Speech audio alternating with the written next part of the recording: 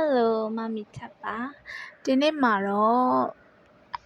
မမေနဲ့ကလေးလေးတွေကြားမှာနေ့တိုင်းမှာကြုံတွေ့ရတဲ့ reality စိတ်တစ်ပိုင်းကိုချက်ပြပေးတော့မှာပဲဖြစ်ပါတယ်ဒါကတော့ကျမတို့သားမီနိုးတဲ့အချိန်မှာမိုးကလည်းအုံပြီးတော့နေအရမ်းမပူတာနဲ့ပြတင်းပေါက်ကိုဖွင့်ပြီးတော့ကြည့်နေတာဖြစ်ပါတယ်ရှုခင်းလေးကဒီလိုမျိုးမိုးအုံတဲ့အချိန်မှာဆိုရင်အရမ်းလှပါတယ်အားလုံးသိကြရဲ့အတိုင်းမလေးရှားမှာကတအားပူတာဆိုတော့လေနေအရမ်းပြင်းတဲ့အချိန်မှာတော့ပြတင်းပေါက်ကိုမဖွင့်နိုင်ပါဘူးဒါကတော့ baby Christian ပါသူအခုမှအဲ့ရနှုတ်ခါစားလေးမှာသူပြတင်းပေါက်ကိုကြည့်ချင်နေရပေါ့နော်ကျမလည်း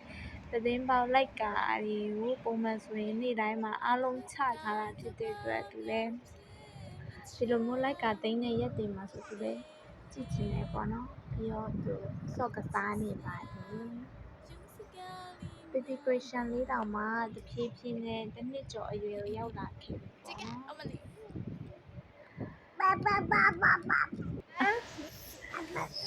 မအတန်သွင်းတဲ့ချိန်မှာသူပေးနာနဲ့ဝင်ပါချင်နေပါတယ်ဒါကတော့သူမမီကိုတစ်နေ့အမေနားမှာနေပြီးတော့လုံပန်းနှိပ်စက်နေအောင်ပေါ့နော်မမီနဲ့တာကလေးပါနှစ်ယောက်စလုံးမျက်နှာမသိရသေးတဲ့ကြောင်ချီရုပ်လေးတွေပေါ့နော်ဒါမဲ့လည်းကျမတို့သားမီးကအရန်ချောပါတယ် Hello This is migration Are you clever Oh no you're not clever Christian လည်းအမေးဖြေလုပ်နေရပေါ့နော်ကောင်းနေပြီပဲစုခါ Are you clever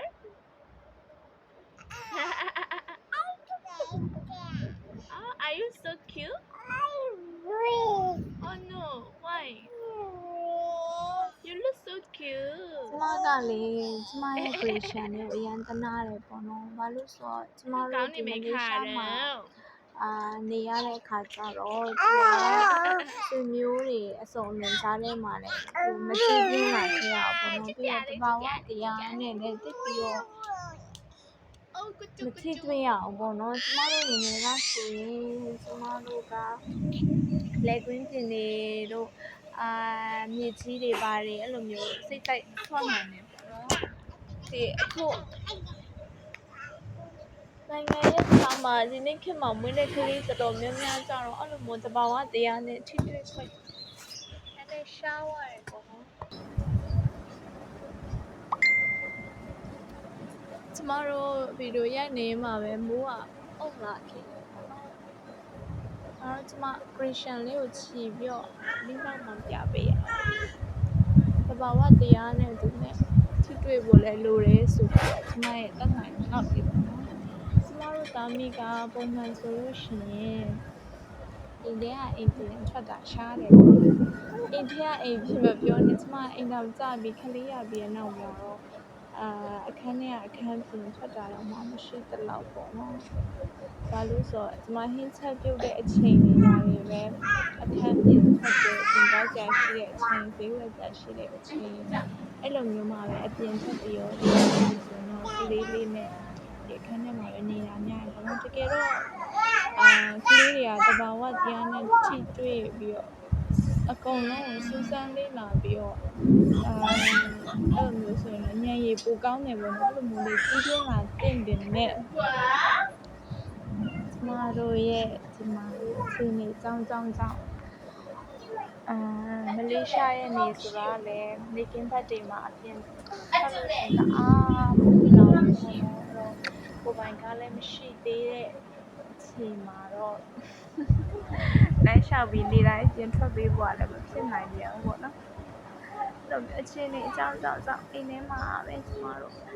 နေကြပါတယ်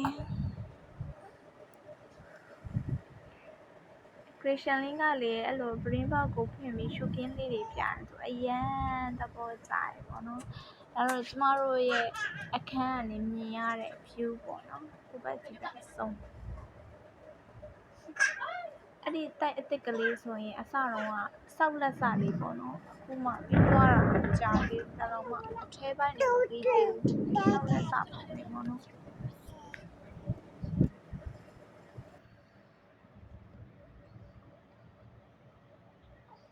အရန်လှပါတယ်ထဲကနေကြည့်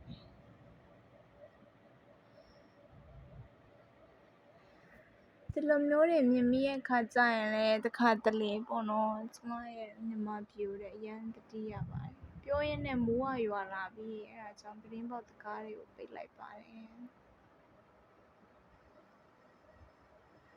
မလေးရှားကလေဒီလိုမျိုးမိုးရွာတဲ့နေ့တွေဆိုရင်တော့ကျမအရန်ပျော်တယ်တခြားသူတွေတော့မသိပေမဲ့ကျမကတော့မိုးရွာတာကိုအရန်ကြိုက်ပါတယ်မလေးရှားမှာပေါ့နော်တအားပူတဲ့ခါကျတော့ကျမမိုးရွာတဲ့နေ့မှာဆိုရင်တော့အရန်ကိုပျော်ပါတယ်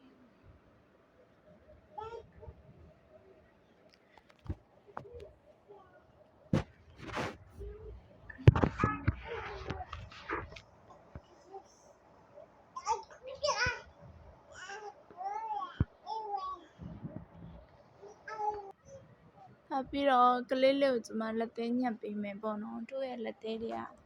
အရန်ရှင်နေပြီရှည်တာမြန်နေပေါ့နော်ကလေးလေးကလေ3ရက်တစ်ခါတစ်ပတ်တစ်ခါအဲ့လိုမျိုး4ရက်တစ်ခါလောက်ပေါ့နော်ကျမတတိထားပြီးကြည့်ပြီးတော့ညှပ်ပေးပေမဲ့ရှည်တာအရန်မြန်နေပေါ့နော်ဒီနေ့ဆိုရင်လည်းသူအိတ်နေတော့မှကျမမေ့ပြီးတော့မညှပ်ပေးလိုက်ရအောင်ကျမလည်းသူအိတ်နေတော့မှလိုက်အိတ်ပျော်သွားလို့ပေါ့နော်အဲ့ဒါကြောင့်သူနိုးတဲ့အချိန်မှာသူ့အာယုံတွဲအသင်းဖမ်းချုပ်ပြီးတော့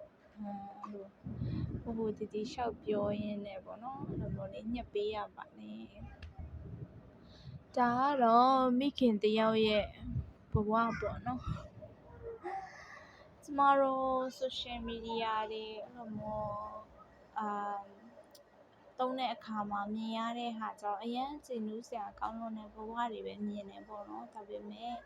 တကယ် reality မှာကြတော့ကြည်နူးစရာလည်းကောင်းနေဒါပေမဲ့ပေါ့နော်အမြဲတမ်းမှာတော့ပျော်ရွှင်စရာတွေကြီးပဲဖြစ်နေတာတော့မဟုတ်ဘူးပေါ့နော်ဒီလိုမျိုးမိခင်နဲ့ကလေးနဲ့လုံးပန်းရတဲ့အချိန်တွေအလှတာအောင်မပြင်နိုင်မဲနဲ့ဖျို့ဖျဲနေရတဲ့အချိန်တွေလည်းရှိတယ်ပေါ့နော်Christian လေးကလက်သေးညှက်တာကိုသူကြောက်တယ်ပေါ့နော်မညှက်ချင်ဘူးသူကအတင်းယုံနေတယ်သူကအဲ့ဒီလက်သေးညှက်နဲ့ကစားချင်တယ်ပေါ့နော်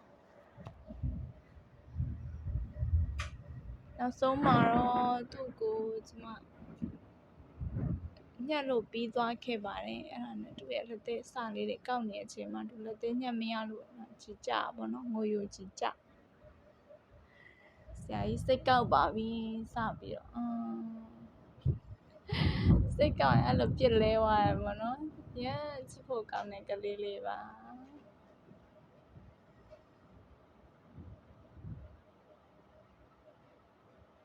ကျမအတန်သွင်းနေနေပေါ့နော်လက်စီးကလည်းတအားလက်မိုးကြီးလည်းတအားချိန်လာတာမလို့ကျမရဲ့ဗီဒီယိုလေးကိုလည်းဒီနေရာမှာပဲအဆုံးသတ်လိုက်ပါတော့မယ်ရှင်တက်တာပါ